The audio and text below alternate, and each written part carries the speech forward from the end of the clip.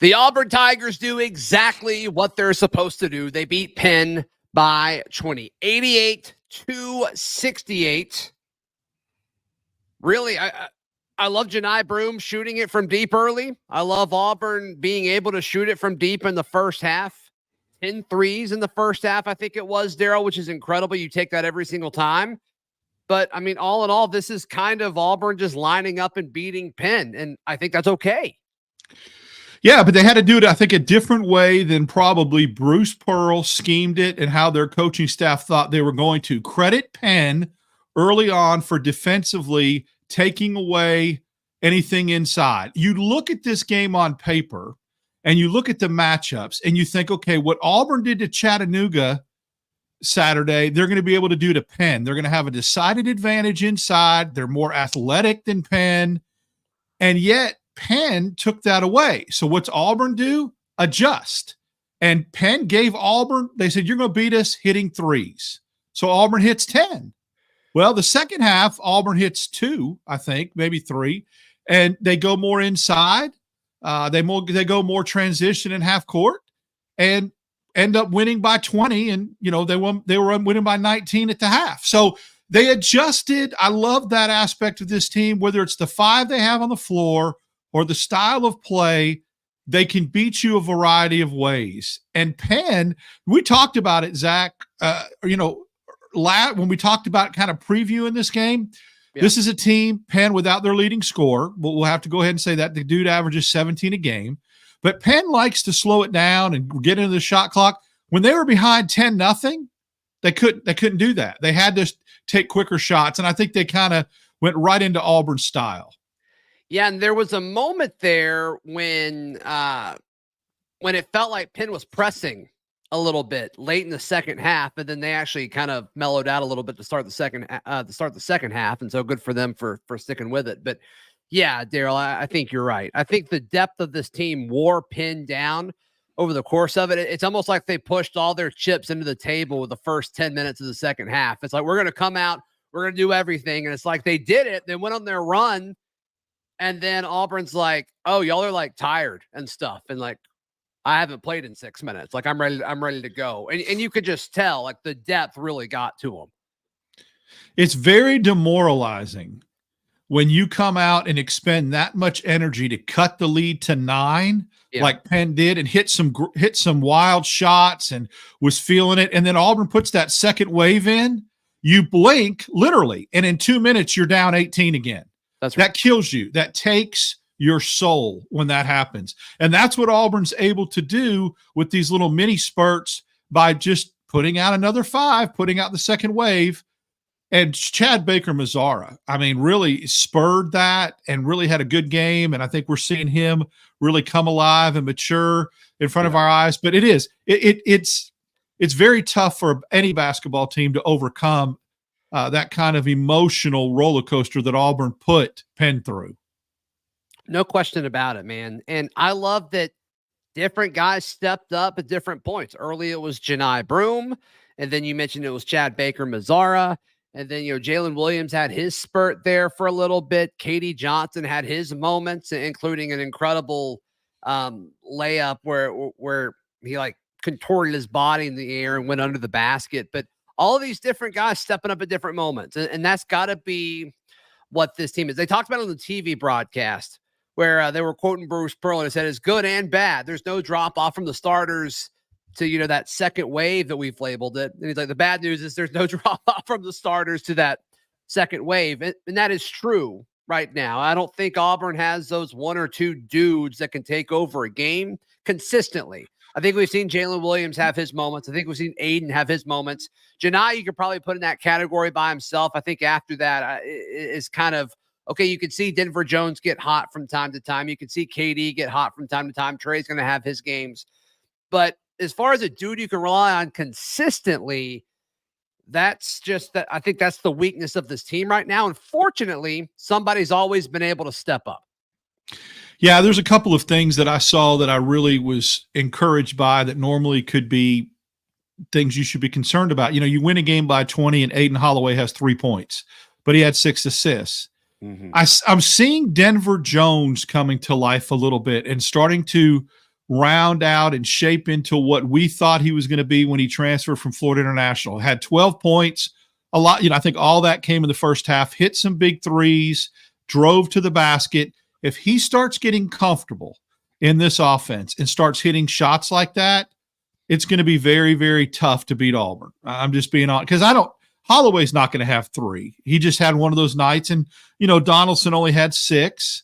So you get 9 points out of the point guard position, which Auburn has been getting more from earlier in the year. Despite that, they win 20. And then I think, again, we've talked about the connectivity of this team and the closeness. I saw something early on in the first half that really got me excited about the trajectory of this team. Janai Broome and Chris Moore went after a loose ball, and they tied it up and got the jump ball and the arrow to go to Auburn, and they got off the floor and celebrated together like they had just hit a buzzer beater or they dunked on somebody just because they scrapped after a loose ball. That was the enthusiasm, and it wasn't a single celebration. They celebrated and fed off each other. That's the kind of thing you need to win championships in high-level basketball. You can tell they celebrate the little things because they enjoy competing with one another so much. And so I 100% agree with you. I think that's a great trait. And really, I think there are some similarities between this team and that 2019 team that gelled so well. But so Auburn is now they're 10-2. Is that right? They're 10 11 and 2. 11-2 going into conference play. And I think we feel okay with that. We asked ourselves that question a few weeks ago, and it's like Auburn should win out after that loss to App State. Like they should win out, especially after they shellacked Indiana in that Holiday Hoops Giving game. I still hate the fact that Auburn lost to the 2 best teams that they played in their non-conference. You and I've gone back and forth over that a little bit, like Indiana versus App State. But to me, when we kind of pause and turn around and look back at what they've done so far and the resume that they're starting to build, that's really the main thing I'm looking at is like, okay, like they've beaten and really handled all of the teams they're supposed to. I mean, it seems like every game that they've played for the last month or two, really since losing to App State, none of them have been close. No, and I think Indiana's a bit. And I think Indiana and USC are a better basketball team than App State. I just think App State was very fortunate to catch Auburn at a really, really opportune time and in Boone. You play USC in LA, right? Like I think put them on a neutral floor is what I'm saying. Those 3 teams on a neutral floor, Indiana and USC, are above App State, so it does matter. You're right. Going into App State, Indiana was neutral, kinda, but like. Yeah, going to App State is tougher than hosting USC. Like true, but I thought you said right? The better team. Yeah, I thought you were talking about the better team was App State than some of those that we faced on our schedule. Yeah, I think USC is more talented. I think App State is probably a better team, but whatever, it doesn't matter.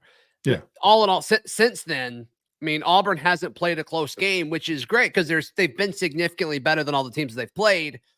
What happens now when the level of competition goes back up? And we'll see that on Saturday when they play Arkansas in Fayetteville, a very, very tough place to play. Good point, because have we seen Auburn win a close game? I don't think we have. I don't think a squeaker. What's the closest game that we've won? Was it? No, not St. Bonaventure or Notre Dame. I think they pulled away on both of them in the second half. Same with Virginia Tech, pulled away in the second half. So has Auburn? None of these have been, dude. The closest contest was Baylor, 88-82, and we obviously lost that one. Yeah, so Auburn obviously has not won a close game. They have not won a game in single digits, if I'm correct. I don't see one. No. So that's going to be something that they're going to have to grow, and they're going to have to experience. Live chat. Yes. Does that matter? I think it does too. I'd be curious to see other people's thoughts on that. But like, that's not like, what do you want Auburn to not play as well? Right. Like, so no, I think if we're picking, I think that's great. If that's what we're picking to choose to say they got to clean up, right? There's a lot of things I'd rather not clean up than say haven't won a close game because they've beat everybody's eyes out. I'll take that all day long. Yeah, totally. But you schedule your non-conference a certain way because you want to develop your team and teach your team. And Bruce Pearl's been so good about this. is you use the non-conference to prepare yourself. And I don't think that there are certain things that Auburn is prepared for based off of this non-conference so far. And we really kind of touted the fact that we're playing so many Power 5 schools in the non-conference, which we did, which is great. But like Notre Dame's not very good. We thought we were going to play Oklahoma State. And we didn't. We ended up playing St. Bonaventure. Indiana's, I think, fine. You're higher on Indiana than I am. USC, for some reason, isn't good. So I don't know. Like, I don't think Auburn has played a team in the same tier of Arkansas, the same tier of Texas A&M, LSU, and Vandy. Like, would you put Indiana around that tier of basketball? I think these teams are better than Indiana. Traditionally, Arkansas is. I don't know if we take it in a vacuum how they've played this year. Arkansas struggled. In Fayetteville. Different story. You're right. Yeah. Right. And, Virginia Tech, another Power 5 school, too, that Auburn played. And the Oklahoma State argument's a good one. Auburn thought they were going to play, and then they ended up playing a group of 5. But what Bruce Pearl has done in this non-conference schedule that is a positive, he's played a lot of different teams with a lot of different styles at a lot of different venues. He's gone on the road. A lot of teams, Zach, and a lot of coaches would never schedule a Sun Belt team in their building. They wouldn't do it. Auburn's at a level of basketball where really you shouldn't play that game, and they did. So there's a method to that madness for why he did it. He played a lot of neutral site games, which was big. Auburn was away from home for a little bit of a little while there. Playing Baylor, who opens the season against freaking Baylor? He did, and I think he grew from it. So there is some things to be gained from that I think they'll take into conference play. But your point is a good one. That has Auburn played a team at the level of an Arkansas or a Texas A&M? It remains to be seen. You really won't know that until these conference schedules for the Big Ten and ACC start playing themselves out. Yeah. But they're 11-2, probably should be 12-1. Could make the argument with a couple of breaks, they could be 13-0, going into, and so, but I think Auburn's 11-2 is a lot more telling or a lot more solid or a lot more authentic than, let's say, Ole Miss is 13-0, which is fool's gold. Maybe, right? I think I agree with you, we're going to learn so much about a lot of these SEC teams in the first week, Auburn included. So we'll see on that. All right, drop in the live chat your players of the game. I think there's a few that you could say, but probably Janai Broome for me. But we'll discuss that in just a moment, right here on the special live edition of Locked On Auburn. Today's show brought to you by our friends at FanDuel. Darrell, you love FanDuel. I love FanDuel. Everybody loves FanDuel. It's America's #1 sports book for a reason. And right now, new customers can get $150 back in bonus bets guaranteed when you place a $5 bet. That's all you got to do. That's $150 in bonus bets, win or lose. The app is easy to use. The website is even easier to use. And you can bet live same game parlays. You can find bets in the new Explore tab. You can make a parlay in the Parlay Hub, the best way to find popular parlays, and a ton more. So visit FanDuel.com/lockedon to make your first bet a layup. FanDuel is the official sports betting partner of the NFL and the Locked On Podcast Network. Darrell, to me, it's Janai Broome tonight. I think he set the tone early. I still don't love him making threes, or shooting threes. I love it when he makes the threes, but I don't like how many threes he's shot this year. And then when he makes his first two, it's like, okay, that's great. Stop it. Stop shooting threes. But, when you make your first two, I don't blame him. He went 3 for 4. So it's like you can't fault that too much. Interesting strategy that Penn's coach. They put a kid on Broome early in the game named Nick Spinoso, and he packed it in. Spinoso was not athletic enough to check Broome. If Broome posted him up, he was too quick. Broome went by him. So Spinoso hung around in the lane a little bit. Spinoso is your guy to cook sausage and peppers at my family reunion, but to guard Janai Broome out there, mismatch. And so he had to stay back around the rim and just kind of hope that Broome, would stay outside. And then when Broome started putting it on the floor and did that little spin move, it was over. Yeah. Got a few folks saying Katie Johnson. Got a few folks saying Chad Baker Mazzara. I think Chad Baker Mazzara was my player of the game. I'm shocked how many people are saying KD. Yeah. KD was solid. I think KD was exactly what you need KD to be this year. I think people look a lot of times at certain junctures of the game and flow and how he turns the tide when he's in the game with his energy, infectious. And so they equate that with importance of player of the game. But I think Chad Baker-Mazara did the same thing and actually scored more. And again, I keep saying this. He's not afraid. On the team. Yeah, and he's not afraid to shoot the mid-range, the elbow jumper, the floater. He just, he does that. And it's just that shot's given to him and he takes it. And then he also hit a big three. He hit a big three, I think, to get it back to like 14 when they were going on that little run. So that was big. That was a tide turner. Yeah, to everybody watching or listening, find someone who loves you as much as Darrell loves 10-foot jumpers. I love them. It's a lost art, my friend. It's a lost art. And it'll win Auburn some games. You wait and see. I get it. All right, let's look at Auburn's next 5 games. What do we think Auburn's record will be in the first 5 games of SEC play? We did this exercise last time. Let's see if it changes at all. Folks in the live chat, what do you think Auburn's record is over this next 5-game stretch? You go to Arkansas, you host Texas A&M, you host LSU, you go to Vanderbilt, and you host Ole Miss. I think 4-1. I think that's what I said last time. I think it's what you said last time as well. Well, we went 6 games last time, and then our good friend said 7-0.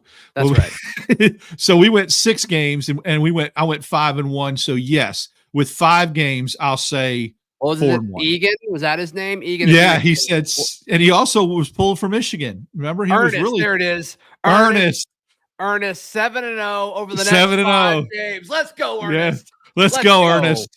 Yes, we knew he was out there. So he was. If Ernest says 7-0 in the first 5, I'm riding with Ernest. I'm riding with what Ernest is selling. I will. I'll do whatever Ernest wants. If Auburn goes 7-0 over the next 5 games, I'm 100% down with that.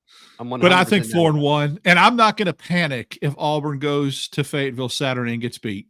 I think that's the one they're going to lose. I feel good about the other 4. I think Auburn loses on Saturday. People just need to pump the brakes if that happens. Don't panic. It's Arkansas Super Bowl. Musselman will take off his shirt. Little 5'2" leprechaun that he is. He'll twirl his shirt around. Just relax. Auburn's fine. And is going to have, don't let that think it's going to dictate the season if that happens. Now, do I think Auburn can go on the road and beat Fayetteville? I absolutely do. Yes, they can. Yep. They can. But if you go 4-1, you take it. You absolutely take it. You do. And especially, you kind of hope Ole Miss keeps winning, right? Like you kind of hope they keep winning, then you get to beat them. I think that would be awesome. I don't know if it's going to happen. Like, are they going to go 4 games until they drop one? I don't think so, but you're kind of rooting for it, right? I think from an optic standpoint, it would look good.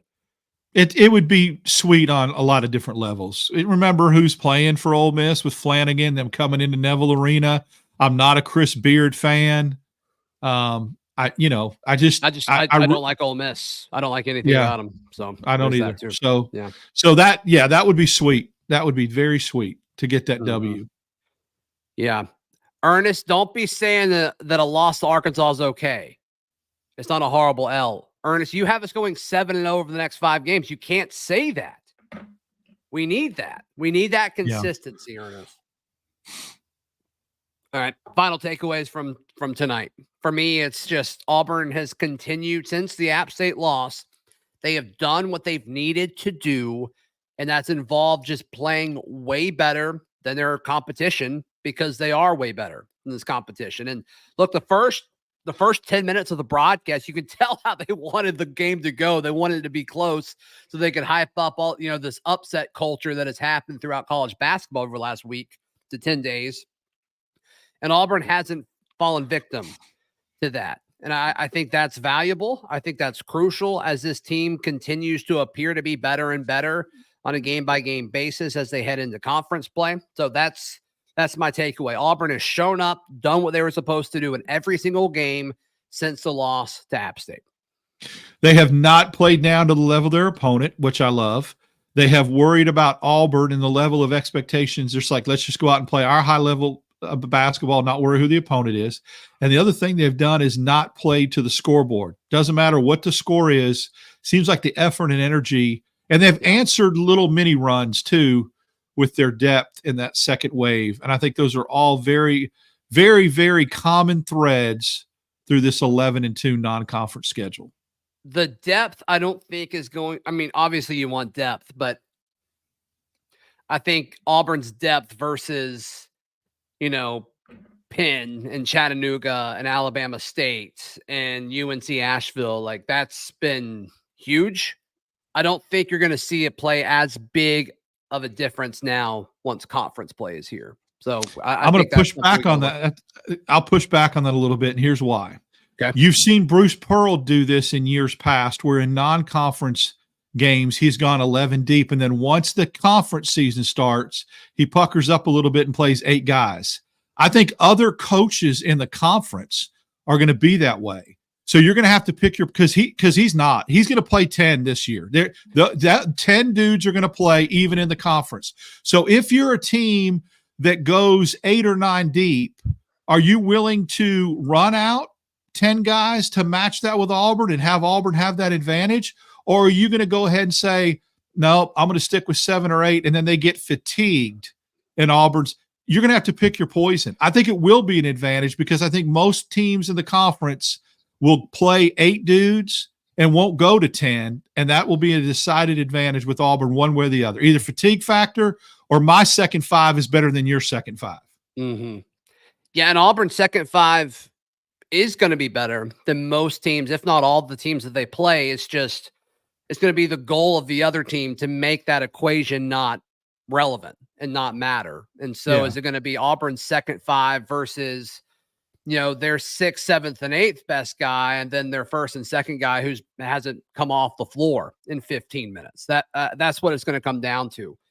And I think especially, I'm curious to see how Dylan Cardwell does. We've talked every show, it seems like, how much better Dylan Cardwell looks. I do want to see what it looks like in conference play against SEC bigs. We'll see. But I think the guard play is going to be huge from a depth standpoint. I think that's going to be where the mismatch is, because sometimes I actually think Trey is better than Aiden, and it depends on the game. It depends on the night. But the fact that that's even a conversation is huge, and a huge testament to Trey Donaldson. And KD has played better this year 100%. And has given some big threes. It's gone to the basket. He's not as out of control this year, it seems like, as he was last year. He's a more mature player. We talked about that. We talked about that the other night.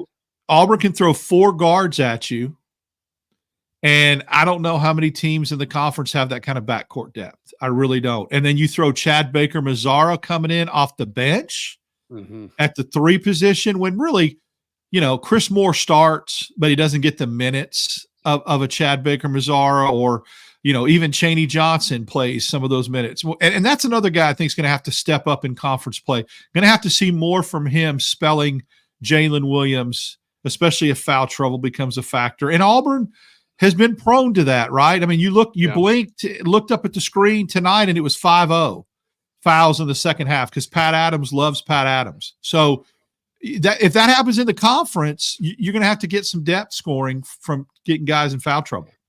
Yeah. Earlier in the live chat, a lot of people were talking about you dunking on a Nerf hoop. Did you get a Nerf hoop for Christmas? What's up with that? I didn't remember. Okay. We talked about that in a previous broadcast about how Chad Baker-Mazzara looked like I used to do in my room when I was a teenager. People wanted me to get one for Christmas or my birthday, and Santa didn't bring it. Nobody stepped up, huh? If somebody wants to step up, reach out to us. We'll make it happen. Yeah, that'd be sweet. All right. Cool. This is great. Thank you guys so much for tuning in. Darrell and I will be live after Auburn hopefully beats Arkansas. Win or lose, we will be here live. Darrell, how can people check out everything that you've got going on? Follow me on X, DAP6410, with you on Friday mornings. The show drops. And then, of course, after live basketball postcasts. I love that. Yes. You can find all of my written work at auburndaily.com, and be sure to check out tomorrow's edition of Locked On Auburn. We'll see you then. This has been Locked On Auburn.